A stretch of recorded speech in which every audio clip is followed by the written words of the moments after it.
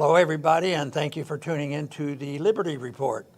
With me today is Daniel McAdams, our co-host. Daniel, good to see you. Happy Monday, Dr. Paul. How are you? I'm doing well, thank you, and we're going to find out how the country's doing. That's a different few story. ups and downs. Right now, it seems to be a few downs, but looks like we're going to save money all of a sudden. We're going to get rid of all the policemen and save on that. And I sort of agree. We have too many policemen, and that's part of the problem. It's who should be doing the policing. You know, I've thought about this for years about the federal role in policing, and I would use as an example that the Constitution implied, or rather directly, did not give the federal government the right and the obligation to police the whole country. Yeah. And the states were supposed to do that. And of course, there was good recognition that individuals were to participate in too. They're to take care of themselves and their houses and protect them. And they said that you could even use a gun if you have to, and that's why you had a Second Amendment to protect your property. So this has been the case, but I've advocated at times that we should get rid of all the federal policemen. Federal police, and there's 120,000 of them, of bureaucrats that carry guns. And there are 73 different federal organizations that have a military operation to it. And we have 2.5+ million people working for the government. But of all the things that we have who have a police force and military, the one that got me was the Department of Education. Oh, jeez. They have 3,500 armed police in this country. Study. How many do you think we should have? Yeah. So, but that's not the complaint. The complaint, I think, is completely lost in the really bad aspect of the police. You know, and we've done programs on the militarization of the police, sure. The break-in, the way they don't follow warrants. I mean, it's really rough and tumble.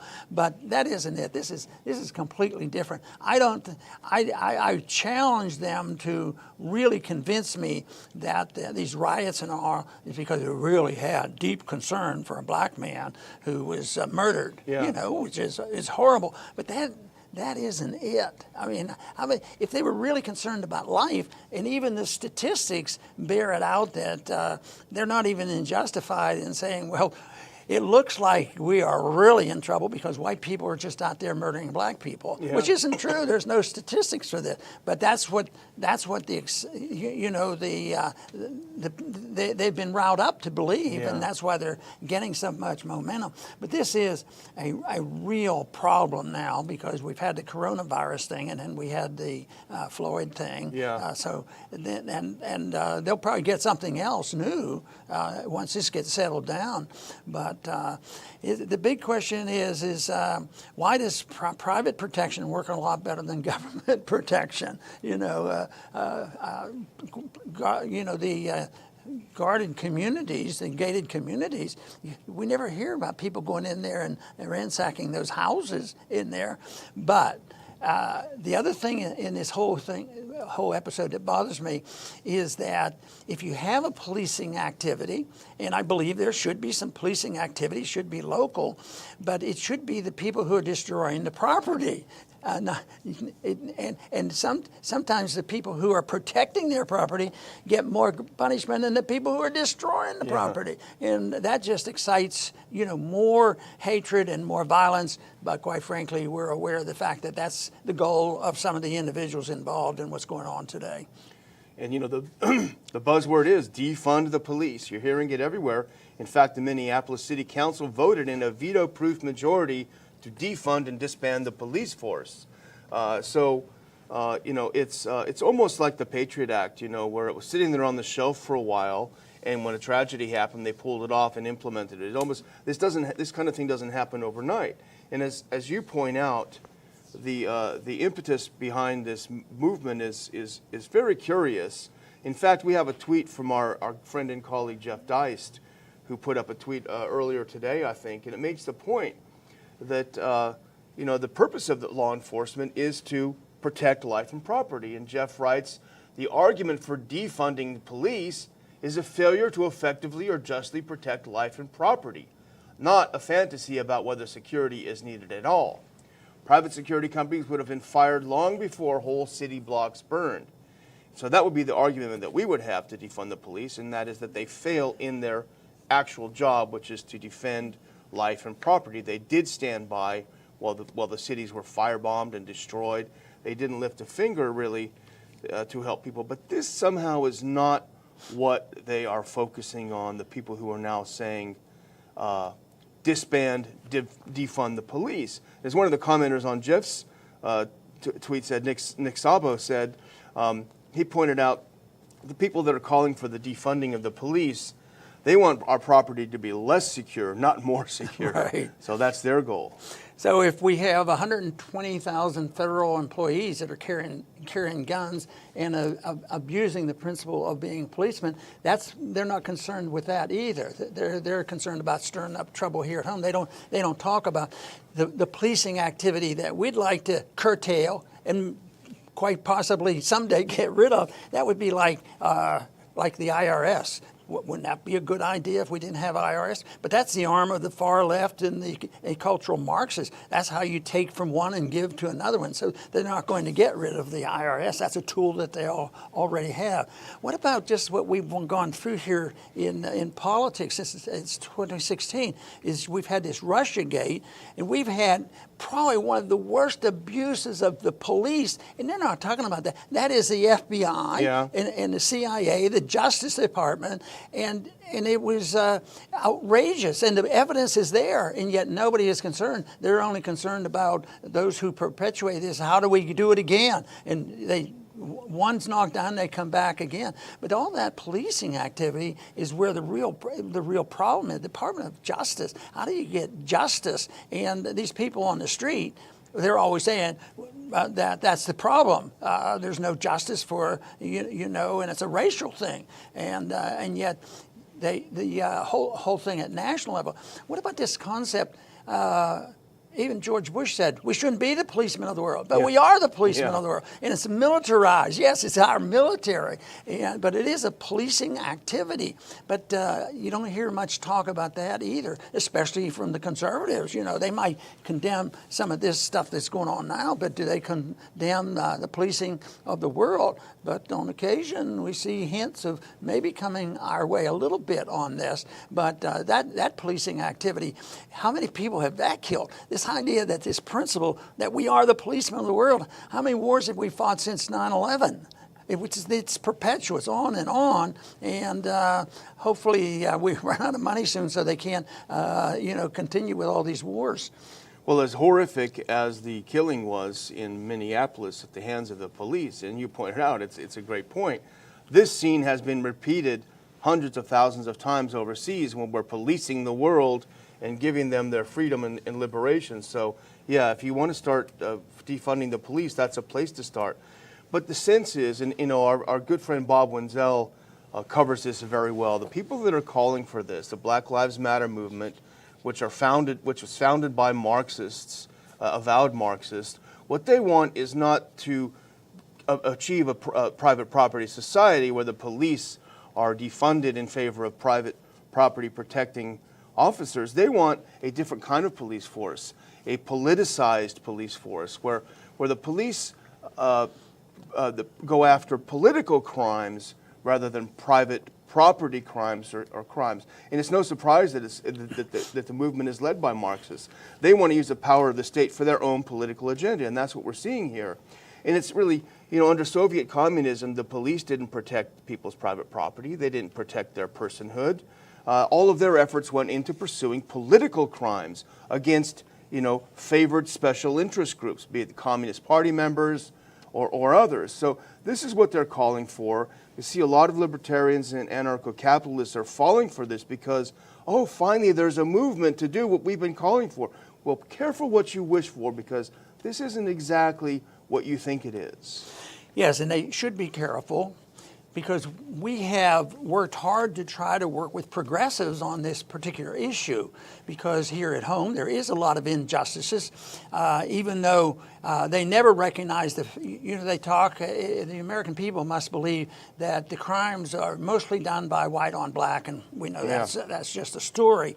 But there is a place where I think there's legitimate concern, and that has to do with our drug laws. Yeah. So if you wanted to reduce the abuse of police, just get rid of all the drug laws. I mean, let people make their own decisions. I mean, they finally got rid of prohibition of alcohol, so there would be a way of moving in that direction. But I think where the real injustice comes from the drug laws is that when they get to court, statistically, it's really weird. Even if you took white versus black and had the same amount of criminals, which isn't the case. Yeah.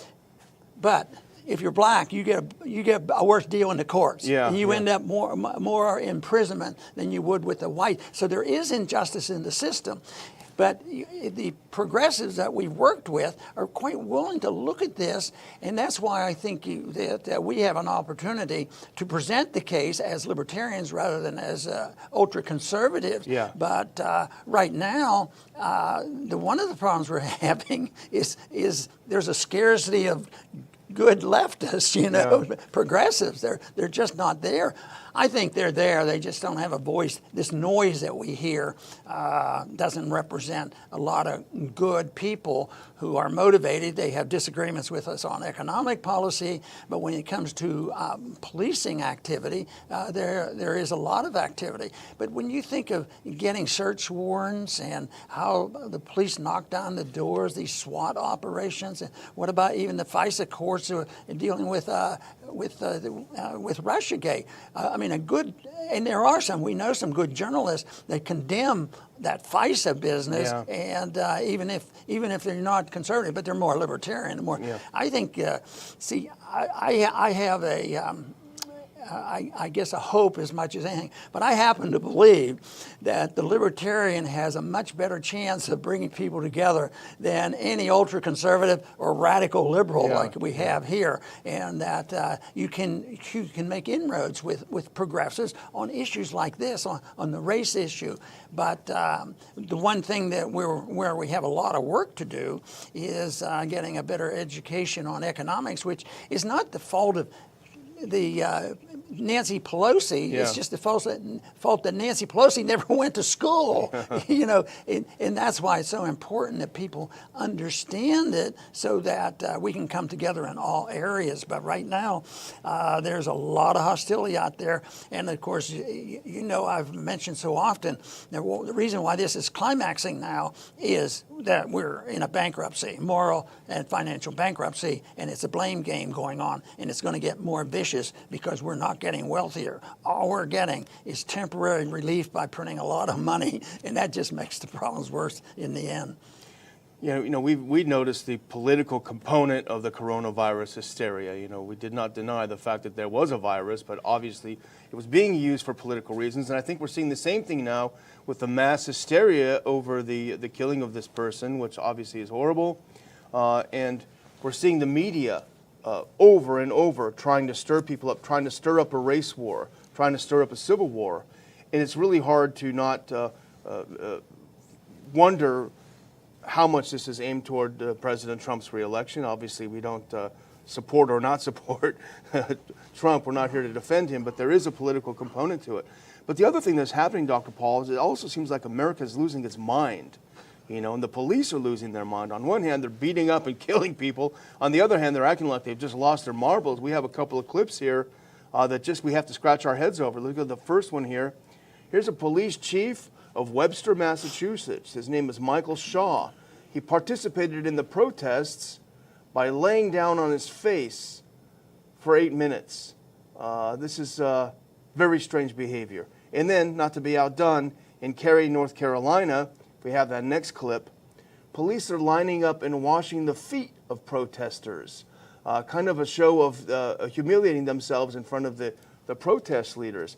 And you say, okay, well, maybe this is healing, but it's awfully weird. And in fact, we again turn to our good friend Bob Wenzel for some enlightenment, and he talks about the Cultural Revolution in Mao's China. And a lot of this is very, very strikes a chord where the respected figures in society, teachers and others, had to humiliate themselves. In fact, Bob put up a couple of pictures. Here's being forced to admit to your crimes with a big, tall dunce cap on. And there's another one. This is from Mao's Cultural Revolution, which killed millions and millions of people. Bob puts up in his Target Liberty post a little bit about what were called struggle sessions under the Cultural Revolution in China. A struggle session was a form of public humiliation and torture used by the Communist Party of China in the Mao Zedong era to shape public opinion and humiliate, persecute, or execute political rivals and class enemies. In general, the victim of a struggle session was forced to admit to various crimes before a crowd of people who would verbally and physically abuse the victim until he or she confessed. Now, if this is not what it looks like with these pictures, I don't know what does. See, and then the next step is if they don't do this, they will be declared mentally ill and they'll be put into an institution, which is part of the whole role of the authoritarians, believing that they need re-indoctrination, and that is true.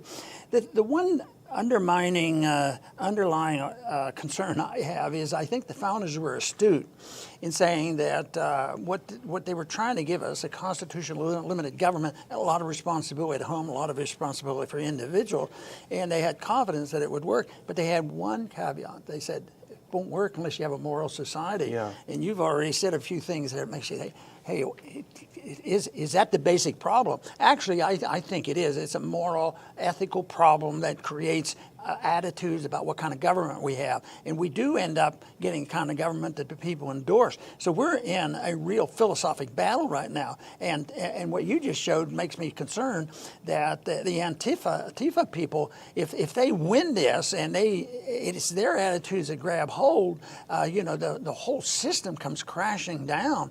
But there's competition and it doesn't make sense, but there's also a philosophic competition here. And the question is, do we believe in personal liberty and responsibility? And is the government there to protect that, or is the government there to police everything that we do? And back to the best example we have to modify behavior, and if you don't, you get put in jail, are the drug laws. Yeah. But now they branch over easily to religious attitudes. How about during the lockdown? I mean, it's so, and we write about this today. People can't even go to church. Yeah. And church, it was easier to go to a bar than to a church. Some of the crazy stuff going on. So that needs sorted out, believe me. And yet, I still think. There's a lot of people in this country must be sick of all this. And as a matter of fact, we had a little bit of encouragement when they finally, a lot of people got sick and tired of the lockdown. Yeah. And for good reason and the right reason. I've seen some great statements by people that stood up to them. And it's pretty amazing when they stand up to them. The police can just fade away. If you have 25 people there, yes, they can be a gang and a monster and be very threatening. But what if you have 25 people confronting the police and say, look, what law is it that you're enforcing? Yeah. Is this constitutional? Do we have a right to go to church? Do we have a right to assemble? And if you do that calmly and confront them, it's amazing. We've seen examples where that has worked. And the police, they probably haven't thought the stuff through. They just sort of, fall on a crowd, and that's what you're seeing there when the policemen are laying on the ground saying, "I'm innocent. What do I want to do? Scrub your feet, and everybody will be happy." So this is something that I think we're really in a struggle over on which side of this argument prevails, and but people have to argue, what the principle is, and I think that. What type of government we have is always a reflection of a philosophic understanding of what government should do and allowed and endorsed or encouraged by the people. So when you see the crowds out there, actually we had two crowds out there, at least in theory, and some of them were some of them, I mean, you can understand why somebody would say, that is atrocious. I mean, even looking at what we've written about police brutality, the militarization of the police and all this, they said, well, why shouldn't we stand and protest? This is excessive. Everybody knows that. So I could see why somebody would do that. But they might be being used, is the big question. So what's the overriding issue? What is the ultimate goal that they have? Yeah, what is the goal? And that's the big question. There's got to be a happy medium between the police killing blacks and washing their feet. You know, there's got to be something in the middle. Yeah. And that something in the middle is what you've talked about for so many years, and that's respect for private property and individual liberty, which would be the answer to all of these problems. But I'll just close out, Dr. Paul, by reminding everyone that something that seems like people have forgotten, and you've written about this today too, a little thing called coronavirus. Let's put up my second to last thing that I want to put up today. This, look at this, daily deaths in the U.S. Look how this has gone down, 300 as of yesterday. And let's see the next clip. Here's what the CDC said: 3,000 virus deaths in the U.S. by June. This is the CDC. This is what we're all supposed to listen to. Do everything they say. Cover your mouth. Don't shake hands. Don't talk to people. Stay away from each other. They said that by right now we should be having 3,000 deaths a day. Yesterday we had 300. That's too many, of course, and it's very sad.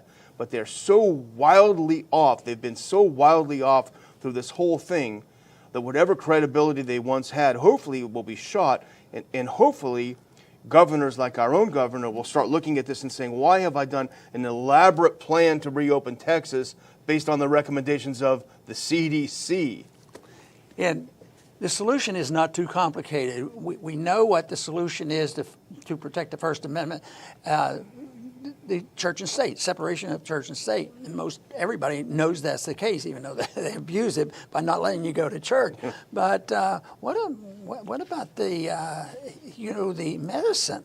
And I can date in history when a lot of things went wrong on medicine in the last 100 years or so, where it was always assumed that the government should be involved, and now they pay for it and they control it. So Fauci, he's government, and even though he might argue the case, he's government, and they're promoting it. So it's the fact that there's too much government and medicine put together, and this is what they give us. They give us this monstrous thing where medical care, they tell you that you can't take chloroquine. It's bad for you. It'll kill you. And it might turn out it did turn out that the two articles that scared people to death about using it had to retract their articles. And that means there was too much combination. The government is really, unless it's very limited, is really most of the time not our friend. They're too much of a policing operation, and that's where the real police is. If you believe in big government, yes, you need a lot of police. If you believe in an empire, you need a lot of world police. And if you need a do-gooder to tell people how to live, then you have to have a lot of police. So I don't like the police in that sense. The police is okay when there's somebody that needs to settle a dispute and when there's something locally. But there was never an intention to have a world national police operation that we have today. So they're unauthorized, and everything of that policing activity that was going on with coronavirus, it was unethical, immoral, and it was certainly unconstitutional, and all it did was make things worse. It did not save lives and probably led to a lot more people dying from it. And the people need to wake up to this. And now that it's subsiding, maybe they can take a more objective look at what's going on. But anyway, liberty is the answer to our problems, and we need faith and confidence into and an understanding of how it really works. I want to thank everybody for tuning in today to the Liberty Report. Please come back soon.